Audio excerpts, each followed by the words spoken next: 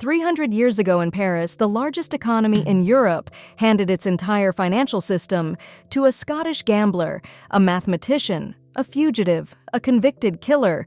And in 4 years, this one man invented the recognizable shape of the modern financial world, a central bank issuing paper money, a giant publicly traded company, even the word millionaire, and then blew it all up so spectacularly that France feared banks for 100 years. Meet John Law, born Edinburgh, 1671, a goldsmith's son with a dazzling head for numbers. In London, he became a professional gambler, applying probability theory to cards before most of Europe knew what probability was. Then he killed a man in a duel, was convicted, escaped, and spent years wandering Europe's casinos and courts. And all the while, he was writing a theory of money far ahead of his time. A nation's prosperity depends on the abundance of money circulating. Gold is too scarce to power modern commerce. A bank issuing paper money, backed by productive assets, could expand trade itself.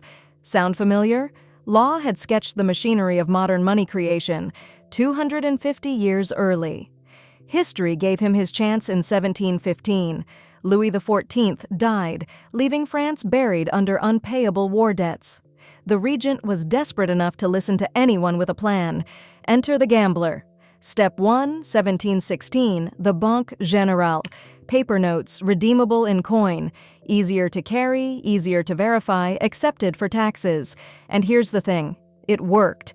Commerce quickened, exactly as Law predicted. Success bought him legitimacy, and legitimacy bought him permission for something far bigger.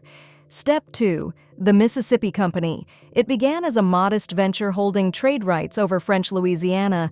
Law stacked monopoly upon monopoly onto it. Colonial trade, tobacco, the Royal Mint, even tax collection, until one private company was the French economy. Then he sold its shares to the public, issue after issue, each pricier than the last. And the engine underneath, his own bank printed the paper money that the public used to buy the shares, whose rising price justified printing more paper. Money creation and speculation welded into one loop. Paris went insane. The share price rose roughly 20-fold. Crowds packed the Rue Quincampoix trading alley. Nobles and servants speculated side by side. Fortunes appeared in weeks. The French coined a brand new word for the winners, millionaire. This is the bubble that named them. Then, in 1720, the smartest money quietly began converting paper back into gold. Law fought the run with the only weapon he had, the machine itself. Ration gold conversion, suspicion doubles, decree devaluations, panic triples. Every defense powered by the printing press accelerated the collapse it was meant to stop. Within months, the system that owned France was worthless paper. It was always going to break, and the flaws are a textbook. One institution fused the money supply, the government's debt, and the stock market, so failure anywhere was failure everywhere. The credit loop, printing money to support your own shares, cannot be sustained, and the paper vastly exceeded the gold behind it. Convertibility was always partly fiction, safe only while nobody checked. The trauma ran deep. France developed a century-long allergy to paper money, and even the word banque. Adam Smith enshrined the episode as the cautionary tale of paper money.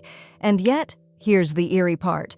Look around. A central bank issuing unbacked paper, managing government debt, supporting asset prices. That is the modern world. Law wasn't wrong. He was early. The difference between his machine and ours is everything he skipped: rules, independence, and the wall between printing and spending.